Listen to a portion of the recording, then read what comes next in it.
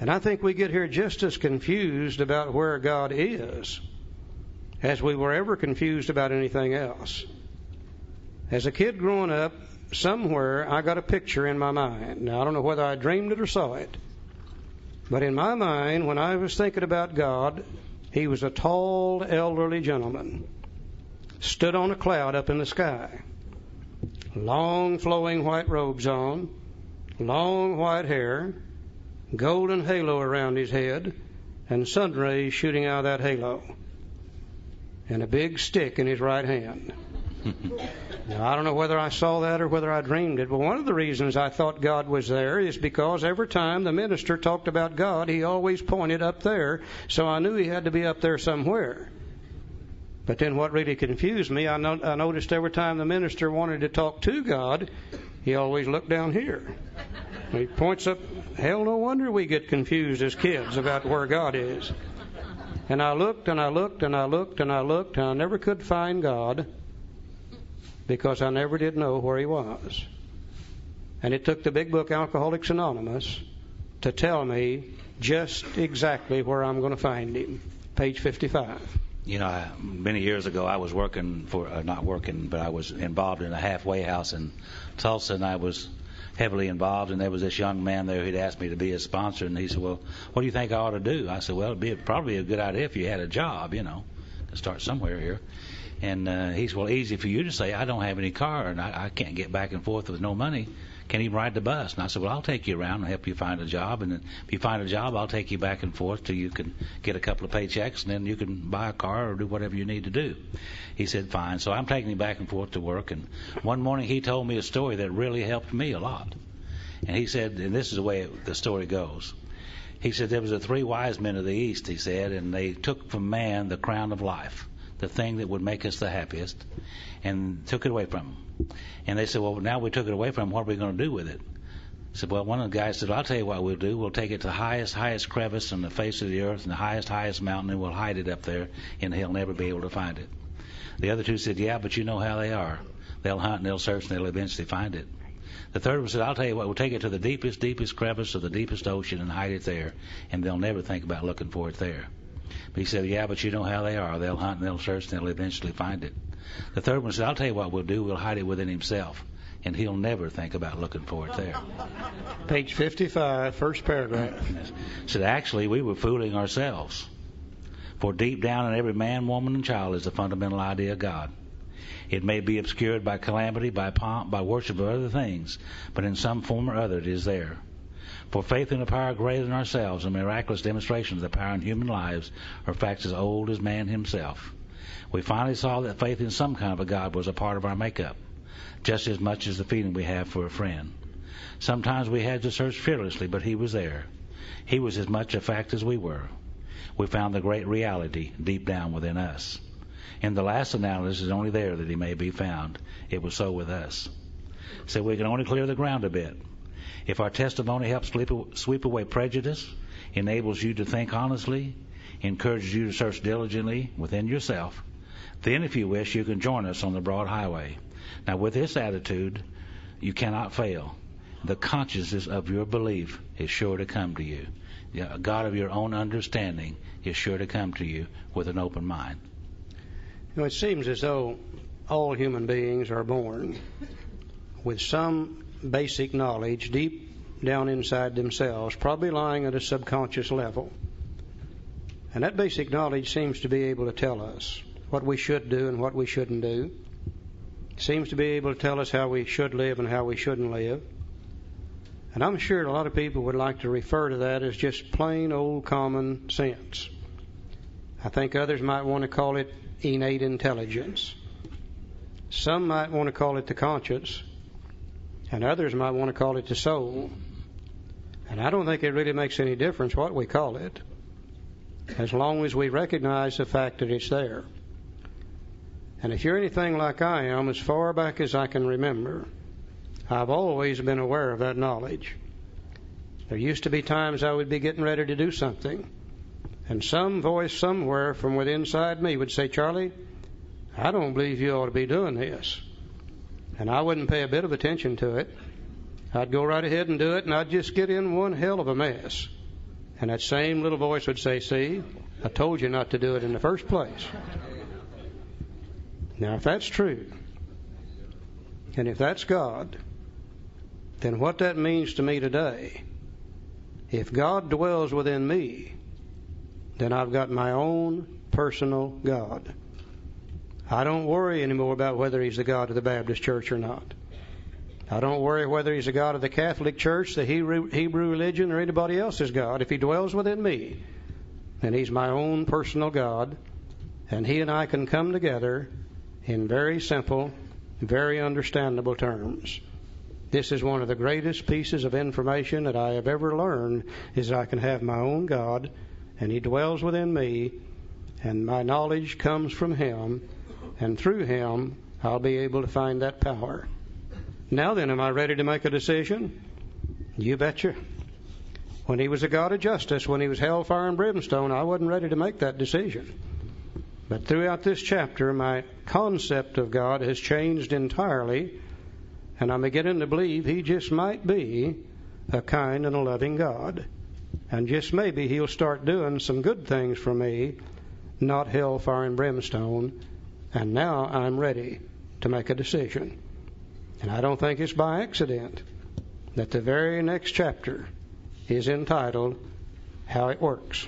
You know, back on page 45, it said the main object of this book was to enable me to find a power greater than myself, which would solve my problem. And Bill's going to sit down here now, and he's going to write some of the best spiritual information the world's ever seen, a little formula called, or proposals he called them, the 12 Steps of Alcoholics Anonymous. And I can just see Bill there with a problem that he has. You know, we've got Protestants in AA, and we've got Catholics in AA, and we've got Jewish people in AA. We've got a sprinkling of Muslims in AA. We've got some Buddhists come into AA at that time. And how are you going to write a set of steps or proposals that's not going to offend some of these people? Quite a chore for a guy like Bill, or anybody, to tell you the truth. The Oxford groups were coming from first century Christianity. They had those 4 absolutes, and they were really, really strong. They wouldn't give you any slack at all. They were more interested in the letter of the law rather than the spirit of the law. Bill was interested in the spirit of these things rather than the letter of them. That's why it's a spiritual program.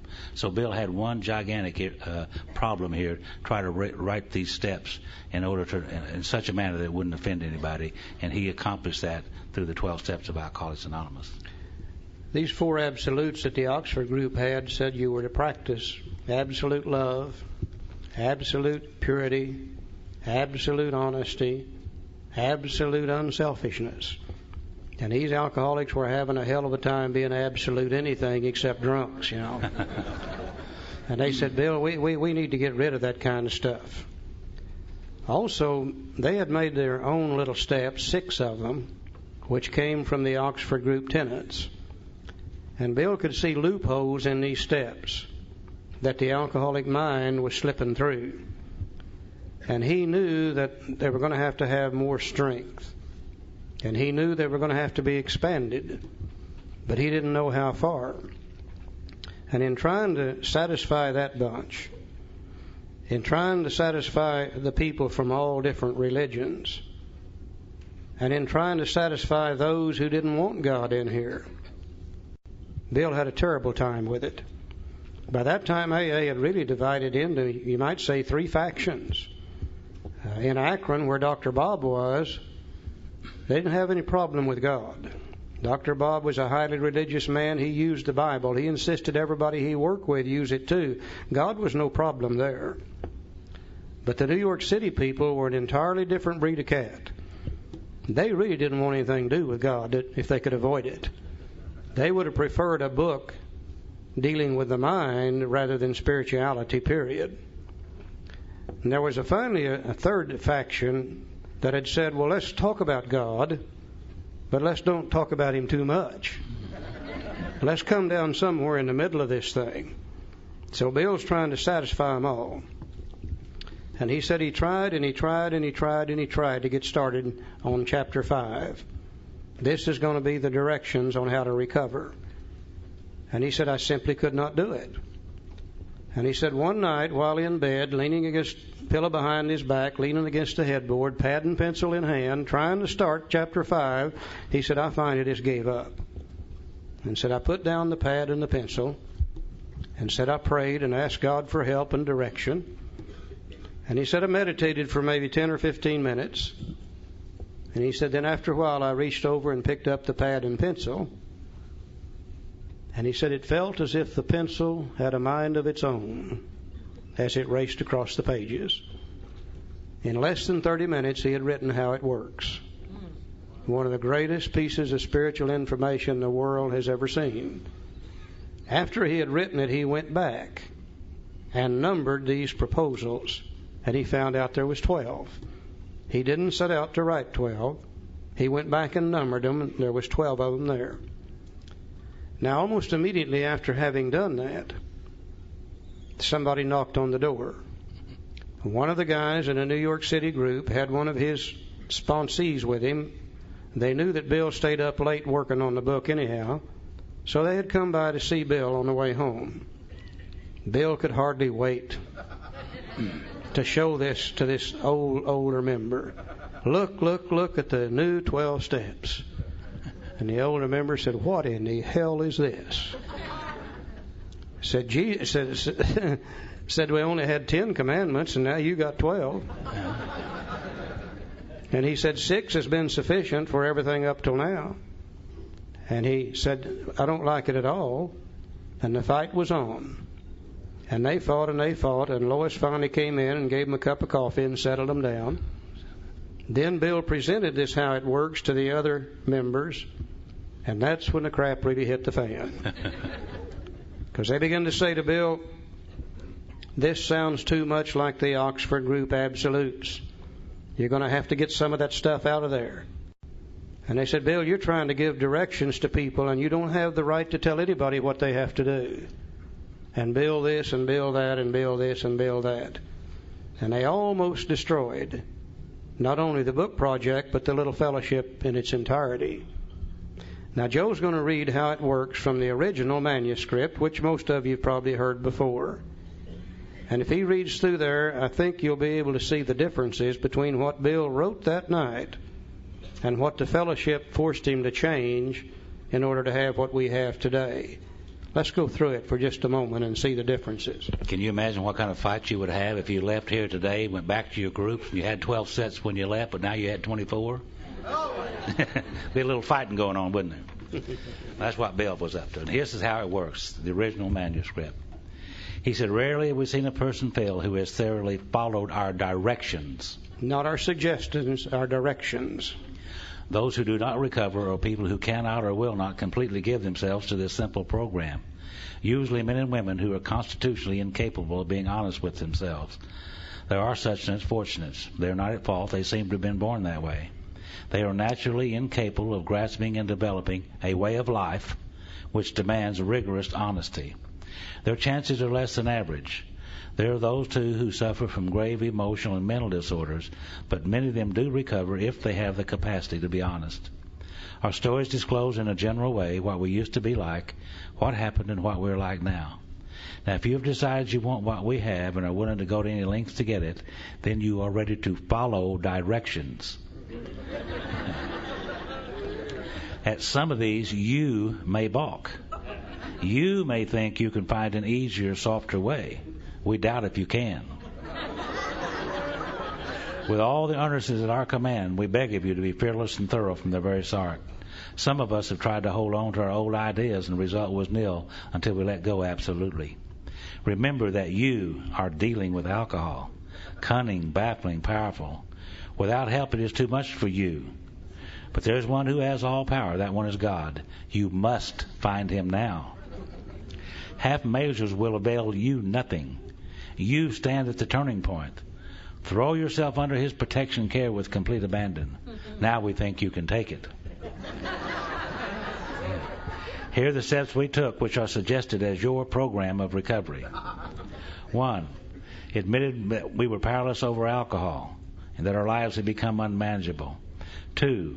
Came to believe that a power greater than ourselves could restore us to sanity. 3. made a decision to turn our will and our lives over to the care and direction of God as we understood Him. Over to the care and direction of God as we understood Him. Remember that. We'll refer to it later on. 4, made a searching and fearless moral inventory of ourselves. 5, admitted to God and to ourselves and another human being the exact nature of our wrongs. 6, we're entirely willing that God remove all these defects of character. 7, humbly, on our knees, ask Him to remove our shortcomings, holding nothing back. 8, made a list of all persons we had harmed and became willing to make complete amends to them all. 9, made direct amends to such people wherever possible, except when to do so would injure them or others. 10, continued to take personal inventory, and when we were wrong, promptly admitted it. 11, sought through prayer and meditation to improve our contact with God, praying only for knowledge of His will for us and the power to carry that out. 12, having had a spiritual experience as a result of this course of action, we tried to carry this message to others, especially alcoholics, and to practice these principles in all of our affairs. Now you may exclaim, what an order, I can't go through with it. Do not be discouraged. No one among us has been able to maintain anything like perfect adherence to these principles. We're not saints. The point is that we're willing to grow along spiritual lines. The principles we've set down are guides to progress. We claim spiritual progress rather than spiritual perfection. Now our description of the alcoholic. That's the doctor's opinion, Bill's story, some of it in chapter 2 and 3. The chapter 2, the agnostic. Chapter 4.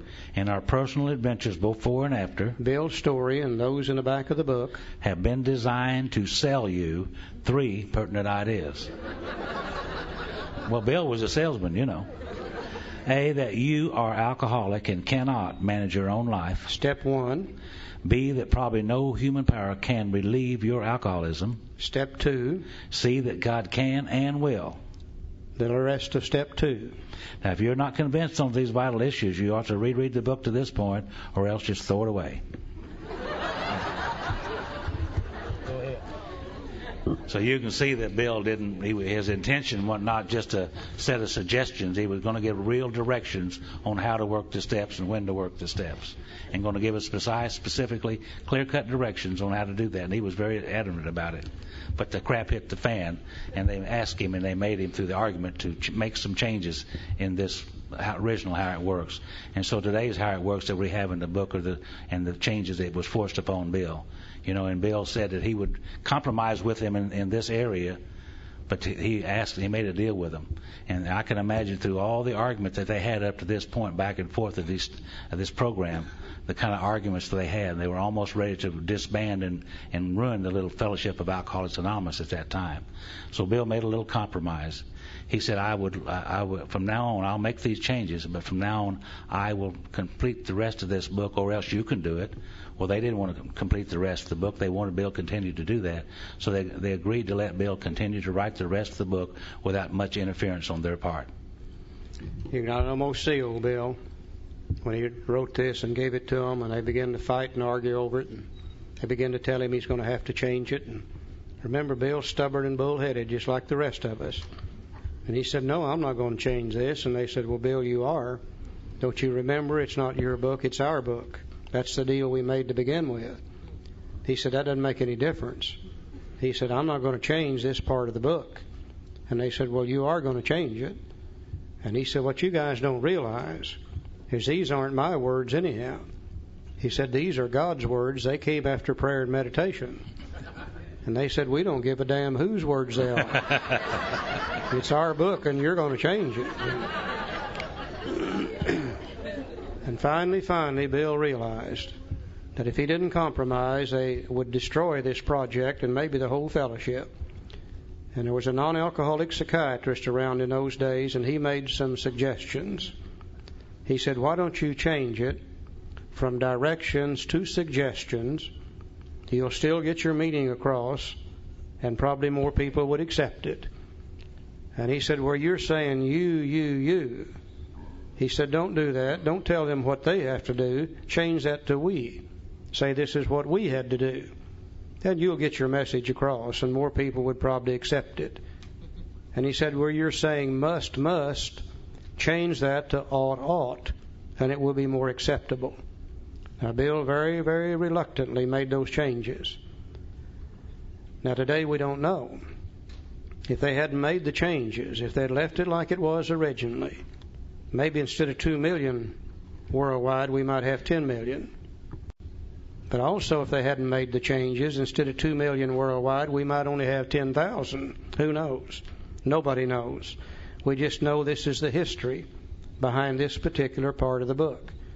Bill was cunning, baffling, and powerful also. Because he said, okay, I'm going to compromise with you, but you're going to have to compromise with me. And they said, well, what do you want? He said, I'm tired. I fought with you all I'm going to fight. He said, if you want me to finish the book, then you give me the authority to do so. And if you don't want to give me the authority, then you finish the book. Well, they didn't want to give him that authority, but they didn't want to finish the book either. So they very reluctantly agreed to that. Now, what Bill knew that they didn't know is 2 pages later, he's going to put directions and you and must right back in the book. He's had it in the book all the way up to how it works. They jerked it out, and then he puts it back, and that ruins some of the continuity of the book. But now that we see what happened, it makes more sense. The other thing that is so apparent is when he says back here about the 3 pertinent ideas. If I can find it again. I don't trust my memory that good anymore. Our description of the alcoholic, the chapter to the agnostic, and our personal adventures before and after have been designed to sell you 3 pertinent ideas. He's talking about the doctor's opinion in the first 4 chapters and the stories in the back of the book. And if we've been sold on those 3 pertinent ideas, A, that we're alcoholic and cannot manage our own life, then we're through with step 1. If we've come to believe that no human power can relieve our alcoholism and that God can and will, then we're through with step 2. Now, the very next statement says, if you are convinced, you are now at step 3. You see, the fallacy in trying to start somebody in chapter 5 is it starts with step 3. And it's hard to start with step 3 unless you've got 1 and 2 behind you. People come to us today and they say, well, how do you work steps 1 and 2? And our answer is you don't. They are not working steps. There's no action involved here. These are conclusions of the mind that we draw based upon information presented to us in the doctor's opinion in the first 4 chapters. I've always been powerless over alcohol. My life has been unmanageable because of that.